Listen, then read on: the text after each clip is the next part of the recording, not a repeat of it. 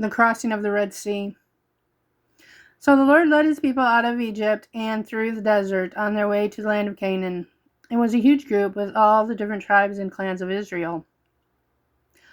The Israelites took what few cattle and sheep they had with them, and their donkeys were piled high. They were careful to avoid the land of their enemies, the Philistines, and went the long way around toward the land that God had promised their forefathers.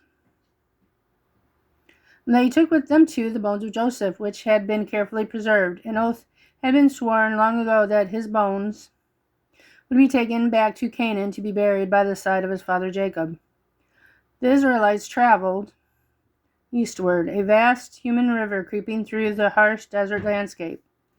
Then they turned southward toward the Red Sea, and the Lord was with them, and he guided them during the day with a pillar of cloud. By night he led them with a pillar of fire like a beacon, so they could see the path. In Egypt, Pharaoh had a sudden change of heart. "What have we done?" he asked. "We have let the Israelites go and lost our slaves. Prepare the chariots at once." The army was assembled, and Pharaoh set off in pursuit of the Israelites. With 600 of his finest chariots and the fastest horses, they pounded through the desert in a cloud of dust, with thundering hooves. The Israelites, camping on the shores of the Red Sea, felt the earth tremble and looked at each other in fear. Then they saw the Egyptians charging toward them, their armor glinting in the sun. The Lord said to Moses, "Tell the Israelites to move on. Raise your staff and stretch out your hand over the sea to divide the water. The Israelites will be able to go through the sea on dry ground." And the great pillar of cloud and fire, which had guided the Israelites on their journey, moved behind them, protecting them from their pursuers. As Moses stretched out his hand over the Red Sea, a strong east wind whipped up out of nowhere, and the waters parted to reveal a path that stretched all the way across to the other side.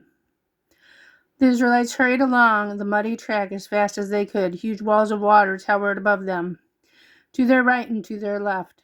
They crossed in their thousands and arrived on the other shore.